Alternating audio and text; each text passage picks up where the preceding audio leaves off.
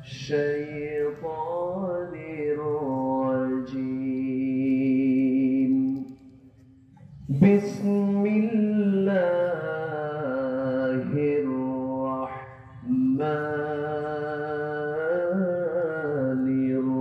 الرحيم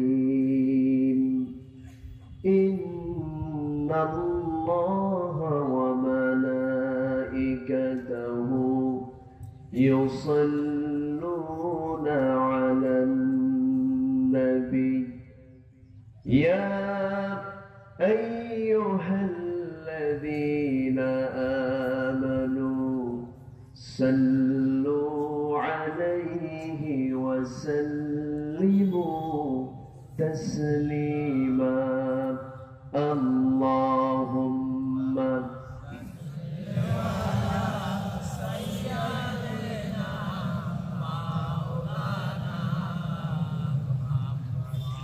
وعلى آل سيدنا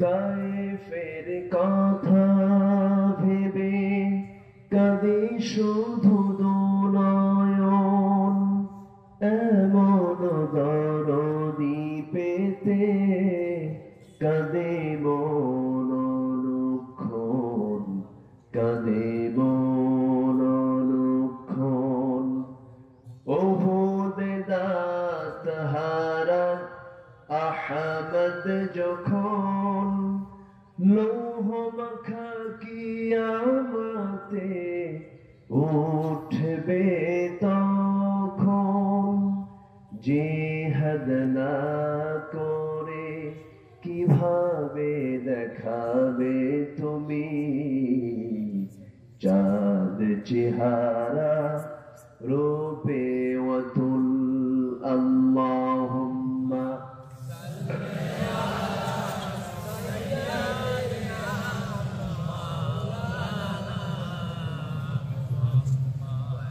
وعلى آل سيدنا সবাই বলুন বালাগাল উলা বিকামালিহি কাশাফাত তুজা বিজামালিহি হাসনাত জামিউ খিসালিহি সাল্লু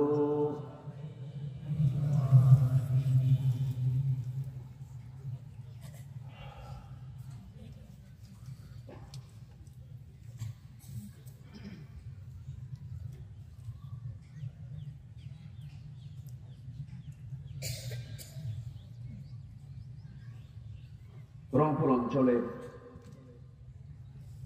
গাইবান্ধা জেলার সাদুল্লাপুর উপজেলার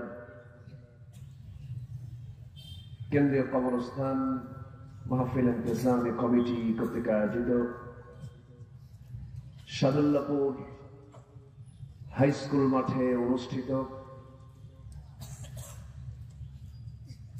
দিনের বেলা আয়োজিত আজকের এই মহতি মাহফিলের সম্মানিত সুযোগ্য সভাপতি মাননীয় চেয়ারম্যান মহোদয় জনাব ফজলুল কাইয়ুম হুদা সাহেব, আজকের মাহফিলের বরেণ্য প্রধান অতিথি জাতির শ্রেষ্ঠ সন্তান বীর মুক্তিযোদ্ধা মুফিজুল হক সরকার, আমার পূর্বে কথা বলেছেন নন্দিত আলেমে দ্বীন বিশিষ্ট ইসলামী চিন্তাবিদ, আমার অত্যন্ত কাছে মুহতারাম মাওলানা হাফিজ শফিউল আজম হাফিজাহুল্লাহ, উপস্থিত হযরত উলামায়ে কেরাম, ফদলা ইসলাম, সুশীল সমাজ, জাতির শ্রেষ্ঠ সন্তান শিক্ষক মন্ডলী, জাতির বিবেক সাংবাদিক বৃন্দ, প্রশাসনের দায়িত্ব নিয়োজিত কর্মকর্তা বৃন্দ, সামনে উপস্থিত দূরে কাছের বিভিন্ন স্থান থেকে ছুটে আসা কালেমার ঝান্ডাবাহী, তৌহিদের পতাকাবাহী, দ্বীন ইসলামের নরশারদুল বীর মুজাহিদ, প্রাণ প্রিয় সম্মানিত দ্বীনী ভাইরা, আড়ালে বসে আছেন শ্রদ্ধেয়া সম্মানিতা মা বোনেরা। আলোচনার সূচনায় আনুষ্ঠানিকতার মধ্য দিয়ে আমার পক্ষ থেকে আবারও দিল খোলা সালাম, আসসালামু আলাইকুম ওয়া রাহমাতুল্লাহি ওয়া বারাকাতুহু। সবাই কেমন আছেন? আমাকে প্রশ্ন করলেন, আল্লাহ তাআলা আমাকে ভালো রেখেছেন, আলহামদুলিল্লাহ। ঋতু পরিবর্তনের কারণে শীতের পর এসেছে ঋতুর রাজা বসন্ত। তো বসন্ত আসলেই আমার দেশে একটু ঠান্ডা, গরম, পক্স, বিভিন্ন কিছু রোগের ধাক্কায় একটু কবলে পড়ে যায় মানুষ। তবে এই বছর আমি একটু এই ধাক্কায় পড়েছি। প্রচন্ড ঠান্ডা, বুকে শক্তভাবে কফ জমেছে। ডাক্তার আমাকে বলেছেন কথা না বলে আপনি একটু বিছানায় কয়েকদিন ঘুমান। বললাম তাহলে মাহফিল কি হবে? জীবন্ত আগে কিন্তু কমিটি আমাকে বলে, হুজুর আপনি মাহফিলে না আসলে আমরা মার্ডার। কোন দিকে যাবেন? আল্লাহর নামে রওনা হলাম। এসেছি ভাঙ্গা কণ্ঠে ভাঙ্গা চূড়া কিছু কথা বলতে চাই। শুনতে রাজি আছে তো ইনশাআল্লাহ? কারো কোনো সমস্যা নাই তো? আচ্ছা, বর্ষার জন্য চট মনে হয় নাই পিছনে না? আপনারা এগুলো করেন না কেন বুঝলাম। মানুষ এসে যদি বসতে না পায়, একটু বসে, একটু বসেন। আমার মনে হয় মাহফিলে বসার সুযোগ কিন্তু সবাই পায় না। এই জায়গার কি মূল্য, এই জায়গায় বসলে পরে এই জমিন জামাল আপনার জন্য সাক্ষী হয়ে যাবে একদিন। সেই দিন আমরা কিন্তু আফসোস করবো। একটু মেহরবানি করে বসলে বাগানটা সুন্দর হবে, সাজানো গোছানো হবে। একটু মেহরবানি করে বসলে একটু ভালো হয়।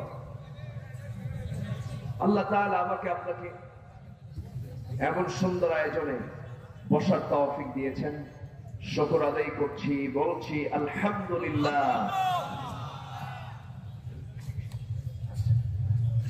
সবাই কেমন আছেন? সবাই বলছে আল্লাহুম্মা ইন্নী আসআলুকা আল হুদা ওয়াত তুকা ওয়াল আফাফা ওয়াল গিনা। সবাই বলি আল্লাহুম্মা লাকা আসলামতু ওয়া বিকা আমানতু ওয়া আলাইকা তাওয়াক্কালতু ওয়া ইলাইকা আনাবতু ওয়া বিকা খাসামতু। আমরা আল্লাহ তাআলা শুকর আদায় করে নিলাম। সম্মানিত উপস্থিতি, মাহফিলটা মূলত কবরস্থানের উদ্যোগে, আবার হাফেজ ছাত্রকে দাস্তারবন্দি দেওয়া হলো। এটা কি এই পাশে একটি হেফজ মাদ্রাসা আছে? আচ্ছা, আলহামদুলিল্লাহ। তো মাহফিল ইন্তেজামে কমিটি এই মাহফিলটার আয়োজনের যে ডাক দিয়েছেন তারা, এদিকে আপনারা বেজার হয়েছেন না খুশি হয়েছেন? এরকম মাহফিল কি প্রতি বছর হওয়া দরকার না? সবাই চাই তো ইনশাআল্লাহ? যদি চাই, যেহেতু মাহফিলটা নতুন, আমি সবার কাছে একটু ব্যক্তিগতভাবে আবদার করব। আমার ব্যক্তিগত কথাও এটা, শুধু কমিটি না। এই মাহফিলের সকল কাজে সবাইকে সহযোগিতা করতে রাজি আছেন? যারা এসেছেন, লোক তো খুব হন নাই, খুব বেশি লোকজন হয়নি, কারণ আজকে হলো বুধবার না মঙ্গলবার? বুধবার, একটা অফিস ডে আজকে, চরম ব্যস্ততা, মূল শহর, অনেকে ব্যস্ততা। এরপরও সকল ব্যস্ততাকে স্থগিত করে এসেছেন জান্নাতের বাগানে। এটা বিশাল বড় জিহাদের ভূমিকা পালন করেছেন। তা আমি সবার কাছে একটু আরজ রাখবো, এই মাহফিলের প্রতি একটু আন্তরিকতা নিয়ে 3টা কাজ করবেন। 1 নম্বর হলো দোয়া, নাম্বার 2 হলো এই মাহফিলটার যেন উন্নতি হয়, নাম্বার 3 হলো আল্লাহ তাআলা যে সম্পদ আমাকে আপনাকে দিয়েছেন সেখান থেকে কিছু অংশ মাহফিলের জন্য একটু ইনফাক করা। এই কাজটা যদি আমরা মানসিকভাবে যদি নিয়ে থাকি তাহলে এই মাহফিল এই শিশু থেকে একদিন বিশাল বটবৃক্ষে রূপ নেবে। জোরে বলি ইনশাআল্লাহ। আমি যদি একটু বলি, শুরুতে আমাকে বলা হয়েছে, তো বললাম ভাইজান আমি এটা প্রথমে একটু বলে দিই, দেখি আমার ভাইয়েরা বেজার হয় না খুশি হয়। আমি যদি কিছু ব্যাগ চাদরটা ছেড়ে দিই কষ্ট পাবেন? কষ্ট পাবেন কি? আচ্ছা, একটু চাদর যদি চলে যায়, যে যা পারি আমরা দিল থেকে মন থেকে আমরা একটু দেওয়ার চেষ্টা করব। আল্লাহ যেন সবাইকে দিল থেকে মন থেকে দেওয়ার তৌফিক দান করে। যা আমরা দেবো এটা আখিরাতের অ্যাকাউন্টেই জমা হবে, আর বাকিটা দেব না, এইগুলো সব দুনিয়াতে থেকে যাবে। একটু মেহেরবানি করে ব্যাগ নিয়ে যাচ্ছে, যদি কেউ না দিতে পারেন হাতের ছোঁয়াটা ব্যাগের সঙ্গে লাগাই দিয়ে, দিতে পারলাম না দোয়া করে দিবেন, হাতের ওই ব্যাগের সাথে একটু ছোঁয়াটা লাগাই দিবেন, আবার ব্যাগের মধ্যে হাত দিয়ে না। যে যা পারি আমরা দেওয়ার চেষ্টা করবো। জিকির করি সুবহানাল্লাহ।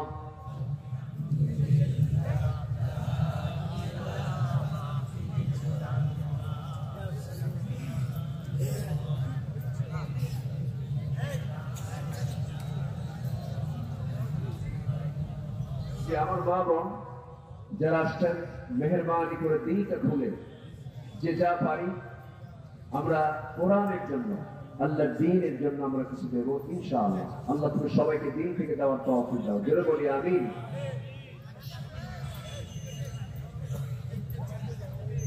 আচ্ছা, কবরস্থানে এখানে আরো কিছু জায়গা কিনতে হবে, প্রাচীরের কাজ আছে, এবং এখানে অনেক মাইয়া শুয়ে আছেন, তাদের আত্মীয় স্বজন এখানে আছেন। সবার কাছে আমি আন্তরিকভাবে বলবো যে এটা পারি আমরা সবাই দেওয়ার চেষ্টা করব। জিকির করি লা ইলাহা সুবহানাল্লাহ আলহামদুলিল্লাহ।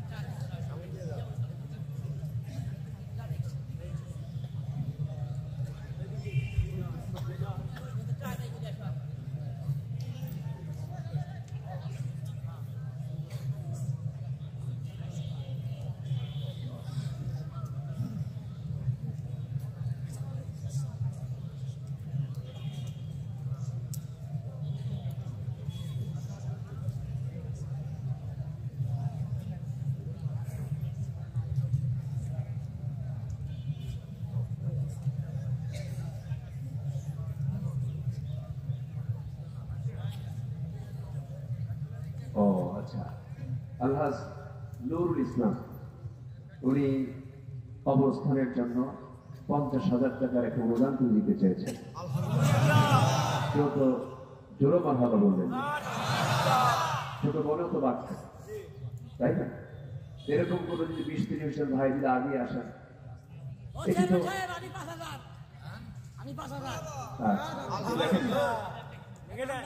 এটা আমার আগের মেহমান শফিউল হাসান ভাইকে দিয়ে করলে একটু ভালো হতো মনে হয়। যাই হোক, যেহেতু এটা একটি সামাজিক কাজ, তাআওয়ানু আলাল বিররি ওয়াত তাকওয়া ওয়ালা তাআওয়ানু আলাল ইসমি ওয়াল উদওয়ান, ভালোর কাজে পরস্পর সহযোগিতা করতে হবে। জি, আরেকজন ভাই 2000, আরেকজন ভাই 5000, একজন ভাই প্রথমে বলেছেন 50,000। বলি আলহামদুলিল্লাহ। আচ্ছা, আত্মীয় স্বজন এই কবরে শুয়ে আছেন কার কার দেখি হাত তুলে তো দেখি। যে কবরস্থানের থেকে মাহফিল, কার কার আত্মীয় স্বজন শুয়ে আছেন? আচ্ছা, আত্মীয় স্বজন যাদের শুয়ে আছে হাত তো বহু দেখতেছি।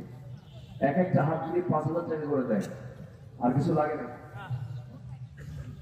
যত হাত উঠছে আর কিছু লাগে লাগে না তো। এখন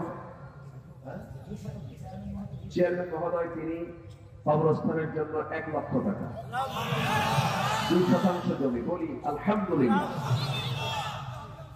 হ্যাঁ,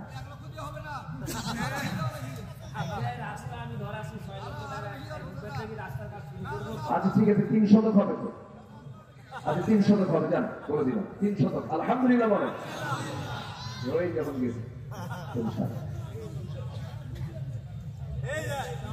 আচ্ছা, জি জি ঠিক আছে ইনশাআল্লাহ। আল্লাহ তুমি সবাইকে দেওয়ার তৌফিক দাও। আচ্ছা জি, কাউসার মন্ডল সাহেব তিনিও এসেছেন। আচ্ছা ঠিক আছে, উনি বলবেন ইনশাআল্লাহ। আর কেউ কি আছেন এমন যারা হাত তুললেন, যারা আত্মীয়, বাবা গেছেন, ভাই গেছেন, বোন গেছেন?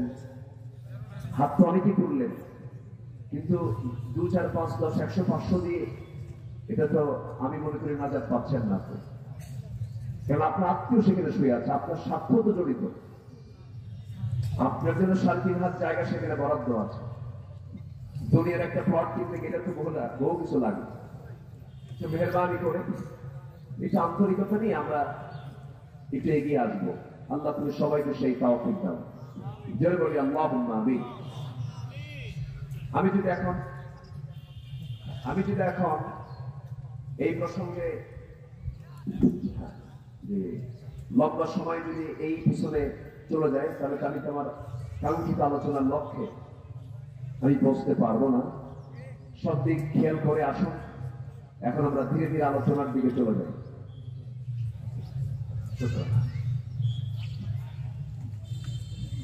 যে আমরা আলোচনার দিকে চলে যাচ্ছি, আমি আজকে প্ল্যান করেছি একটি সূরা থেকে কথা বলার জন্য, যে সূরাটার নাম হলো ফুরকান।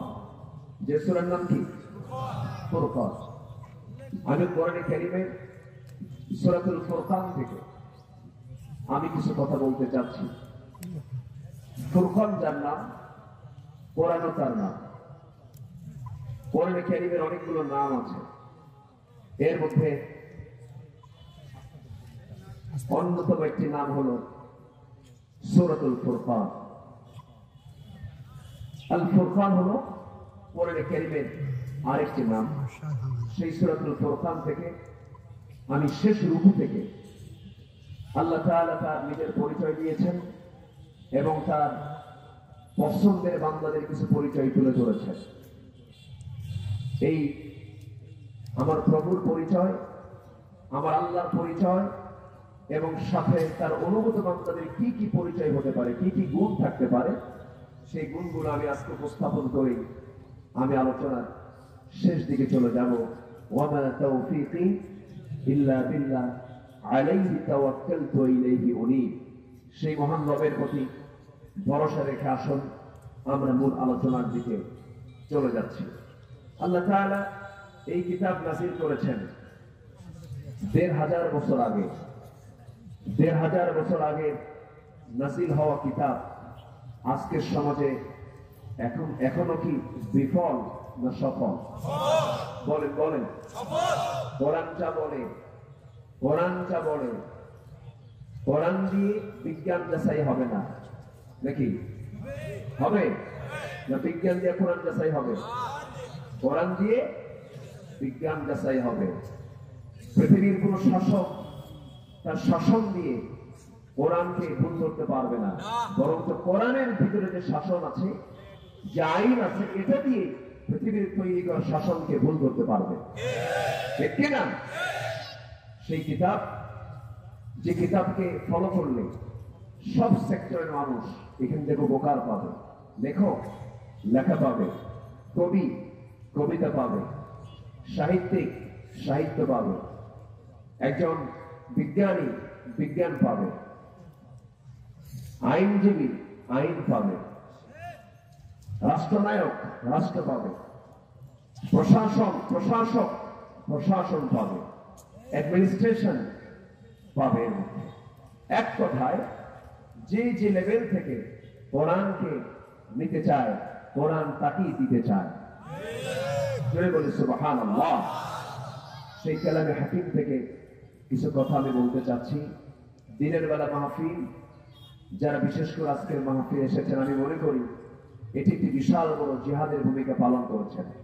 আলহামদুলিল্লাহ। সূরাটার নাম যেন কি বললাম? আল্লাহ রাব্বুল আলামিন বলেন, তাবারাকাল্লাযী নাযালাল ফুরকানা আলা আবদিহি লিয়াকুনা লিল আলামিনা নাযীরা। অতীব বরকতময় সেই মহান প্রভু, যিনি তার বান্দার উপরে ফুরকান নামে কিতাব নাযিল করেছেন। তাহলে এই জায়গায় কোরআনের নাম কি বলা হয়েছে? ফুরকান নামে কিতাব নাযিল করেছেন, যেন তিনি এই কিতাব দিয়ে যেন তিনি গোটা বিশ্ববাসীকে যেন সতর্ক করতে পারেন। গোটা বিশ্ববাসীকে সতর্ক করার জন্য আমি আল্লাহ রাব্বুল আলামিন এই ফুরকান নামক কিতাব রাসূলকে দান করেছি। ফুরকানটা কি? আল ফারকু বাইনাল হক ওয়াল বাতিল, সত্য এবং মিথ্যার মধ্যে যে পার্থক্য সৃষ্টি করে দেয় তার নাম হলো ফুরকান।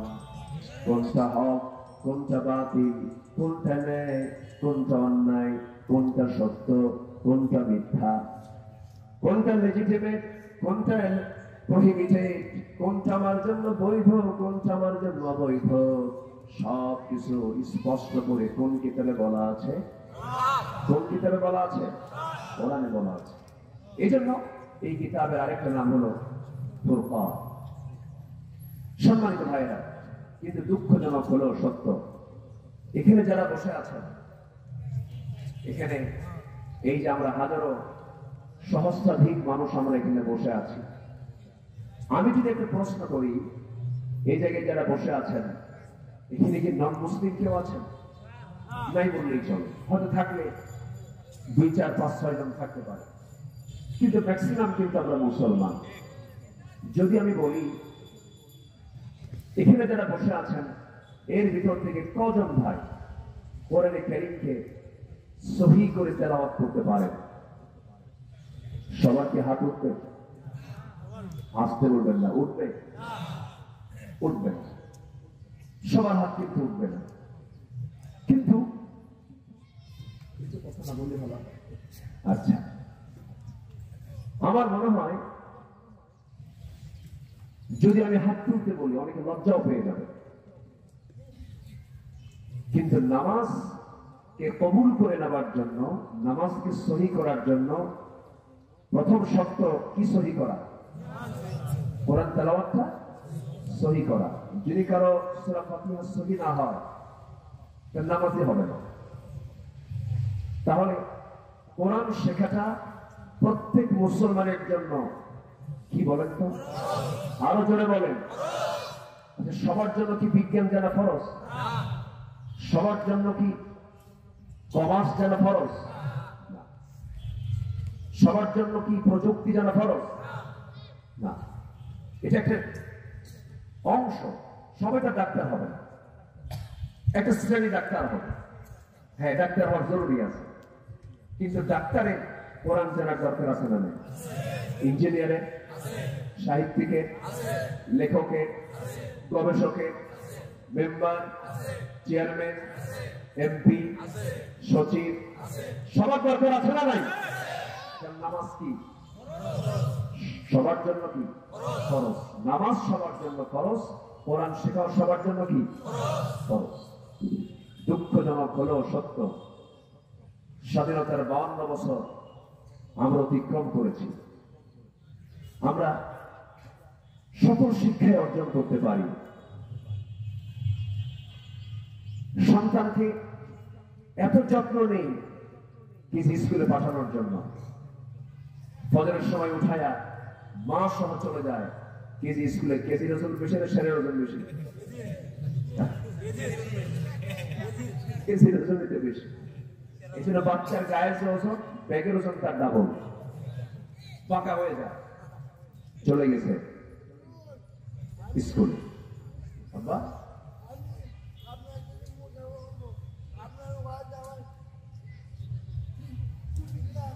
ও আচ্ছা, একটু পরে তুমি বসো, এখানে বসো, একটু বসে পিছনে, কোনো কথা বলো না। যে সে অনেক সহজ সরল সাদা মাথা, জান্নাতে বাঁকা মানুষ জান্নাত পাবে না, সহজ সাদা মাথা মানুষ জান্নাত পাবে। বলি আলহামদুলিল্লাহ। সমাজে যারা পাগল আছে আমরা তাদেরকে দেখে হাসি, কিন্তু তারা কি আমাদের চাইতে বিপদে না নিরাপদে? বলেন নিরাপদ। আমাকে বলতেছে হুজুর আমি আপনার খুব ভক্ত, আপনার ওয়াজ শুনি, আপনাকে দেখি প্রতিদিন, প্রতিদিন কর, প্রতিদিন দেখি, আপনার সঙ্গে আমি একটু মুসাফা করবো। আলহামদুলিল্লাহ বলবেন না? গান শুনতে পারতো না? গান তো শুনতে পারতো। জি আল্লাহ তুমি তাকে সুস্থ করে দাও, বলি আল্লাহুম্মা আমিন। সম্মানিত ভাইয়েরা,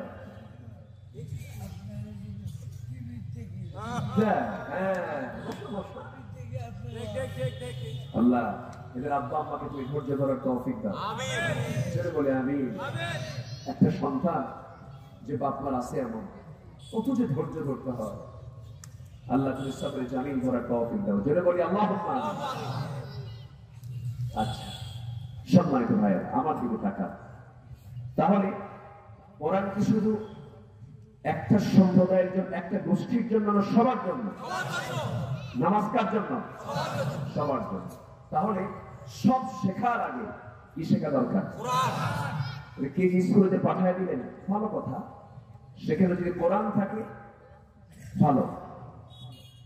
সন্তান ইংলিশে কথা বলে, বাপ বলে আমার ছেলে তো ইংলিশ মিডিয়ামে পড়ে, আমার ছেলে তো লেভেলে পড়ে, এই পড়ে ওই পড়ে, কোরআন পারে না, আল্লাহর তালিকায় সে মূর্খ, ঠিক কিনা? সে কি মূর্খ? এজন্য সবার আগে আমি নিজে এবং পরিবারকে, সব সদস্যকে সবার আগে শর্ত হলো নামাজ শুদ্ধ করার জন্য কি শুদ্ধ করা দরকার? আসতে বলবেন না, কি শুদ্ধ করা দরকার? আগামী মাসটা আসতেছে, সে মাসের নাম কি বলেন? কিসের মাস? কিসের মাস? এখানে অনেকে বসে আছেন, কেউ 50 বছর রমজান পাইছেন, কেউ 40 বছর পাইছে, কেউ 30 বছর পাইছে, কেউ 20 বছর পেয়েছে, পান নাই? রমজান মাস কিসের মাস? এতগুলো মাস পাইলেন, এতগুলো রমজান পাইলেন, কোরআন শেখা হয় না কেন? সতর্কতা না অবহেলা? আসতে কয় সতর্কতা না অবহেলা? অবহেলা। এখন প্রশ্ন হলো কেন হচ্ছে না পড়া আমাদের? শুধু একটা যুক্তি দিলে উত্তরটা পাবেন আপনি। সকল পরীক্ষায় ভাইভা আছে না নাই? কোন পরীক্ষা কি ভাইভা ছাড়া হয়? এমনকি কোন চাকরি নিয়োগেও, কোন চাকরি করতে গেলেও সেখানে কিন্তু লিখিত হয়, রিটেন এবং ভাইভা দুটা হয়।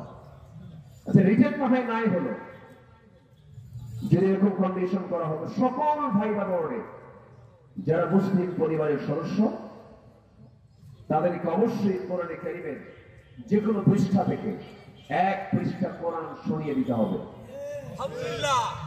আমার কথা কি বোঝা গেল? যদি এই জাতীয় যদি কন্ডিশন করার যদি রাখা হতো, এখানে কি হাত কম থাকতো না বেশি থাকতো? বলেন। আমি নিজের কানে শুনেছি, পার্লামেন্টে কারি সাহেব যায় নাই, অধিবেশন শুরু হয় কোরআন তেলাওয়াত দিয়ে, একজনকে তেলাওয়াত করতে দিয়েছে, কারি সাহেব যেহেতু যায় নাই, এক সদস্য তেলাওয়াত করতেছে, কেল হে আল্লাহ হে হে, শয়তান করে চলছে আমার তেলাওয়াত ভালো আছে। এই হচ্ছে আমাদের সমাজের কোরআনের হালত, কোরআন বোঝা, কোরআন জানার হালত। যে কোরআন জানে না সে আল্লাহর তালিকায় সে মূর্খ, ঠিক কিনা? সামনে রমজান আসতেছে, সিদ্ধান্ত নেব আমরা। কোরআন এটা কিন্তু শুধু কিতাব যেটা নয়, এটা আপনার সাক্ষী। এই কিতাব আমার পক্ষে অথবা বিপক্ষে রায় দেবে। সহিহ বুখারীর বর্ণনা সিয়াসিতে এসেছে, আল কোরআন হুজ্জাতুল লাক আও আলাইক, কোরআন তোমার পক্ষে অথবা বিপক্ষে রায় দেবে। কোরআন পড়তেই পারি না, আমরা তো পক্ষে রায় পাবো নাকি? রায় পাবো? এমনকি আমার নবীজি হাসরের ময়দানে মোট 4 বার আসবেন, উম্মতকে একসাথে জান্নাতে নিয়ে যাবেন। কয়বার? 4 বার। কিন্তু প্রথমবার এসে নিয়ে যাবেন, দ্বিতীয়বার এসে উনিও যাবেন, তৃতীয়বার এসে উনিও যাবেন, চতুর্থবার যখন তিনি আসবেন সেই সময় ইল্লা মান হাসাবাহুল কোরআন, কোরআন তাদের সামনে প্রাচীর হয়ে দাঁড়িয়ে যাবে। বলবে আল্লাহ তাআলা, তোমার হাবিব এই সমস্ত বান্দাগুলোকে নিয়ে জান্নাতে নিয়ে যাচ্ছে কেন? এই সমস্ত বান্দাগুলো তো আমি কোরআন আমাকে পড়ে নাই, আমাকে জানে নাই, আমার পক্ষে কথা বলে নাই, আমার দল করে নাই। ও আল্লাহ, তোমার কাছে ফরিয়াদ করলাম, এই সমস্ত বান্দার বিরুদ্ধে আমি কোরআন মামলা দিয়ে দিলাম। সেই দিন কি কোনো জবাব দিতে পারবো? পারবো? পারবো না। এই জন্য আজকের মাহফিলে প্রথম আমার পক্ষ থেকে এটি পরামর্শ থাকবে, জোর পরামর্শ। এখন থেকে রমজানের শেষ দিন পর্যন্ত আছে টোটাল কতদিন বলেন? আজকে শাবানের কয় তারিখ? 1 তারিখ।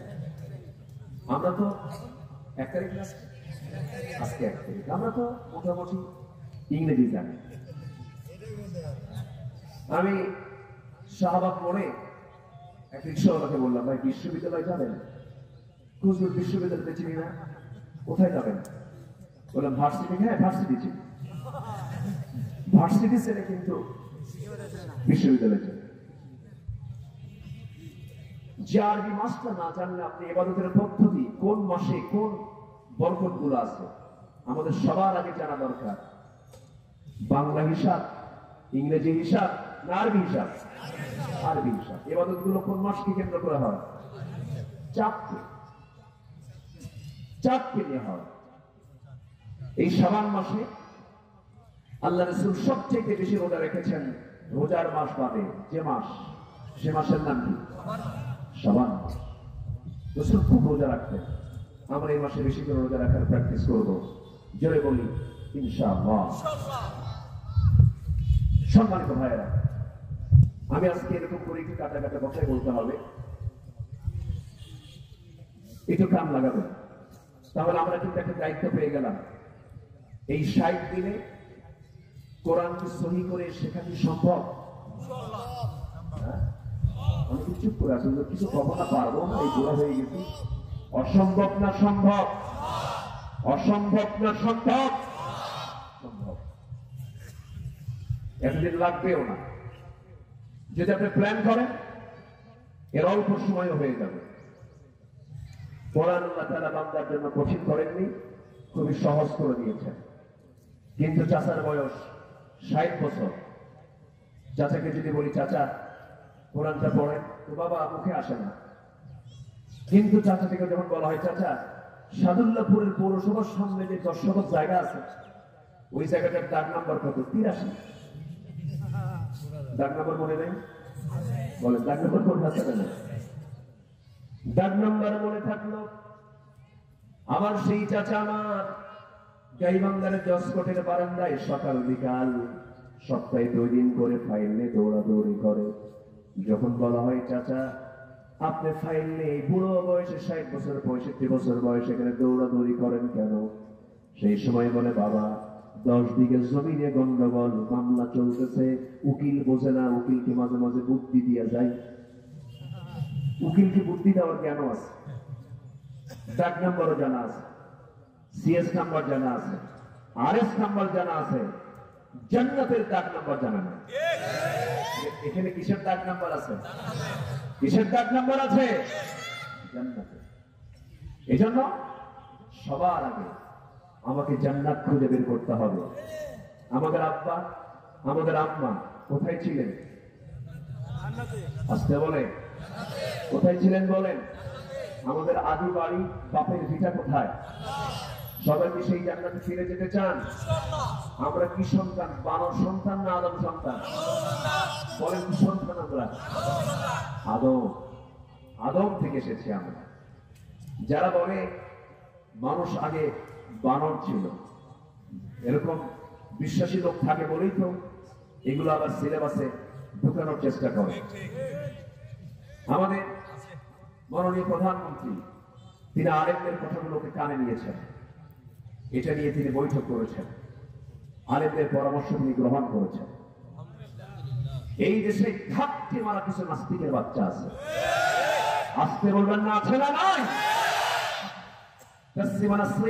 এক জাহান্নামের কীট কয়েকদিন আগে সেই স্ট্যাটাস দিয়েছে, সে বলেছে তোমাদের নবী মুহাম্মদ সেই মদিনার মাটিতে পৌঁছে গেছে, গলে গেছে। নবীদের লাশ কখনো পৌঁছতে পারে? পৃথিবীর কোন মাটি হজম করার ক্ষমতা নাই, নবীদের লাশকে হজম করার ক্ষমতা নাই। এই জাতীয় কথা যারা বলে ওদের পক্ষে মদতপুষ্ট কিছু কুলাঙ্গার আমার দেশে আছে, আছে না নাই? ওই সমস্ত বদমাইশদের মোকাবেলা করার দরকার আছে না নয়?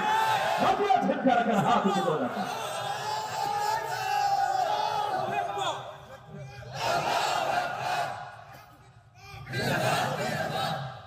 আল্লাহ কবুল করুন। জোরে বলি আমিন, আরো জোরে আমিন। কেউ আমাদের শত্রু নয়। আওয়ামী লীগ ভাই, বিএনপি ভাই, জাতীয় পার্টি ভাই, যত দল আছে সব আমাদের ভাই।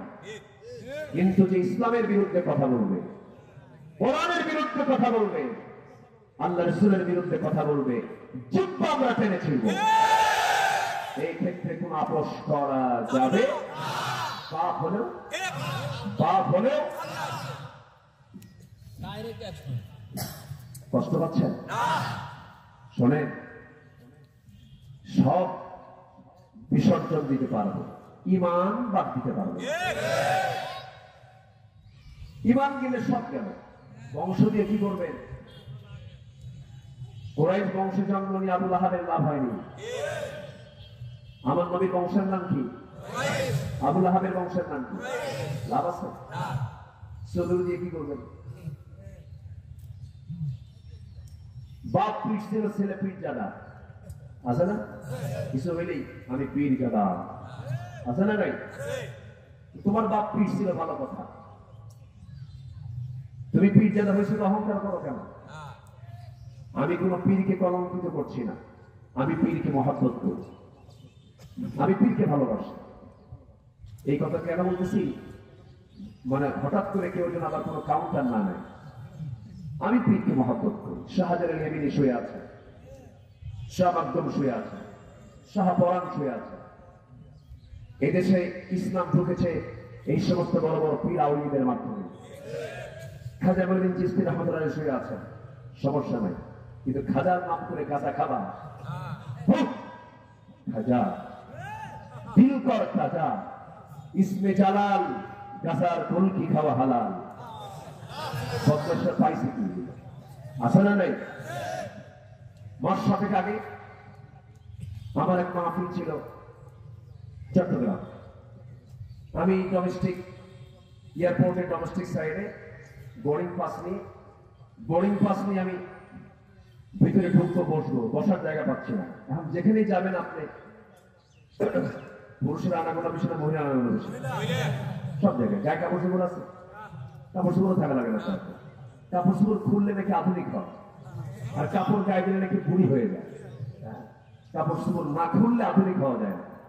যে নায়িকা যত কাপড় খুলতে পারে তাকে বলা হয় সাহসী অভিনেত্রী।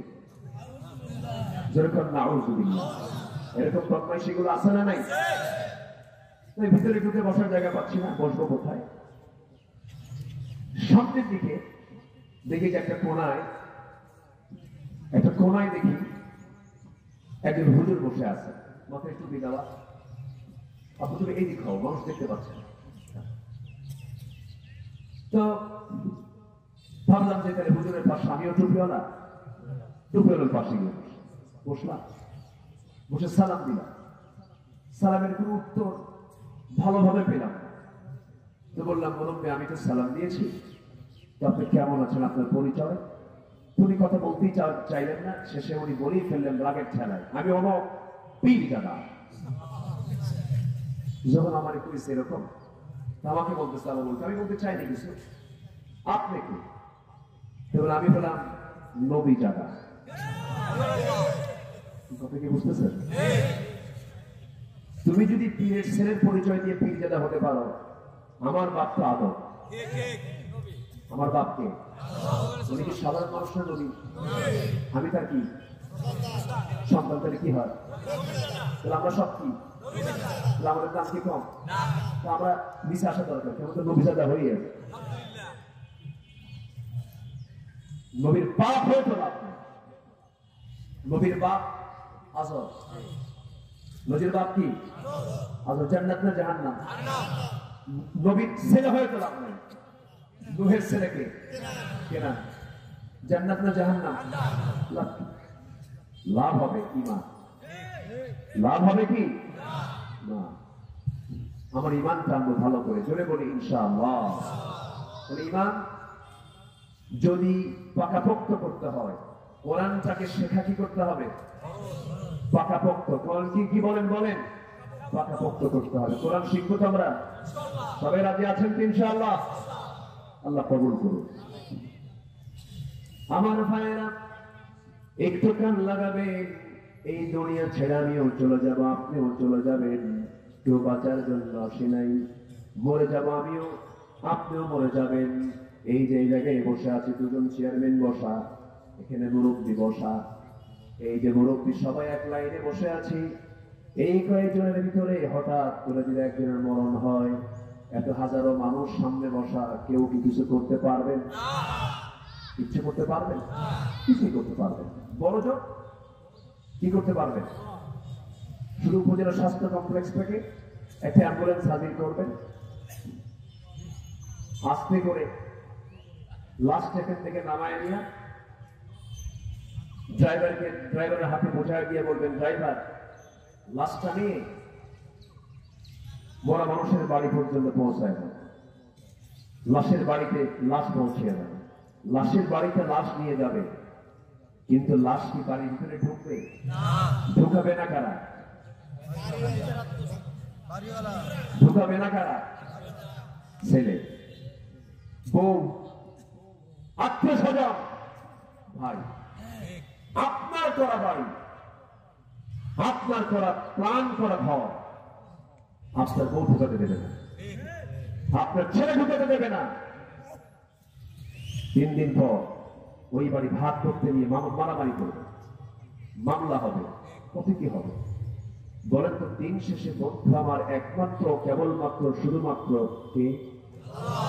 আসতে বলবেন না কে? সবার আগে আমাকে সময় দিতে হবে কার কাছে? কাকে সময় দিতে হবে? এখন প্রশ্ন হলো, নামাজ কি শুধু রমজান মাস না সারা বছর? নামাজ কি শুধু 7 দিনে একদিন না 7 দিনই? কয়বার? আসতে বলবেন না কয়বার? আমার দেশের নামাজি বেশি না বেনামাজি বেশি?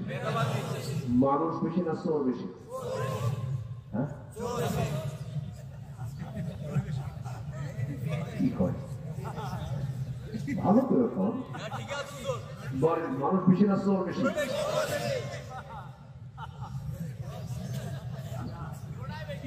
আবার বলেন, মানুষ বেশি না চোর বেশি? একজন জবাব দিয়েছে, যে আল্লাহকে ফাঁকি দিতে পারে তার চেয়ে বড় চোর আছে? যে নামাজের মতো একটা বড় হুকুমকে বাদ দেয়, তার দ্বারা কি জনগণের সম্পদ চুরি করার সম্ভাবনা আছে না নাই? আসতে বলবেন না আছে না নাই? এদেশের স্বাধীনতার স্থপতি বঙ্গবন্ধু শেখ মুজিবুর রহমান দেশ স্বাধীনের পর আফসোস করে কিছু কথা বলেছিলেন। তিনি বলেছিলেন, মানুষ দেশ স্বাধীন করে পায় তেলের খনি, গ্যাসের খনি, স্বর্ণের খনি, আমি পাইছি চোরের খনি। আমার ডানে চোর, বামে চোর, সামনে চোর, পিছনে চোর, সব চাটার দল চারটা চুটটা খাইয়া ফালায় কিছুই রাখে। এগুলো আমার কথা নয়, চোরের খনি, এই কথাটি কি আমার কথা? বলেন কার কথা? উনি তো, আমি তো কম কইছি, উনি আরো বেশি বলে গেছেন চোরের খনি। মসজিদে গেলে, শহরের মসজিদগুলোতে নতুন জুতা হাতে নিয়ে গেলে নামাজের টেনশন কম থাকে না বেশি থাকে? যদি জুতা কোনো মতে পিছনে রাখেন, সেজদা দেওয়াই কঠিন। সেজদা দিয়ে কবেন? জুতা আছে তো? জুতা আছে, ভালো হলাম কোথায়? মুসলমান তো তাকে বলে যার সামনে বিশাল কোটি টাকা পড়ে থাকলেও সে তার দিকে ছোবে না। এটাই হচ্ছে আমানত, এটাই হচ্ছে ঈমান। কোথায়? অন্যের সম্পদ মেরে খাওয়াতে আমাদের যোগ্যতা। বনের টাকা, বনের সম্পত্তি মেরে খাওয়া ভাই আছে না নাই? বেশি বলতে পারবেন চেয়ারম্যান সাহেব, মিটিং করে, দরবার করে। বনরা চেয়ারম্যানের কাছে গিয়ে বলে, ভাইরা আমাদের সম্পদ বুঝায় দেয় না। এদিকে ভাইরা এসে বলে, চেয়ারম্যান সাহেব এনিওয়ে জায়গা কিন্তু দেব না। আছে না? আসতে বলে, আছে না নাই? এদিকে ওই ভাই কপাল কালো বানাইছে, জীবন হাসি, আছে না নাই? 3 বার হজ করছে পরপর, বোনকে সম্পদ বোঝায় দেয় না। শোনেন, এই সময় কি উঠবেন না? উঠলেই ভাবতো ওটা বোনের সম্পত্তি মেরে গেছে। বসেন, আরো কিছু কথা আছে তো। ওয়াজ তো অনেক শোনেন আপনারা, আমাদের রোগগুলো একটু আমরা ধরে নিই, এগুলো সংশোধন হওয়া দরকার।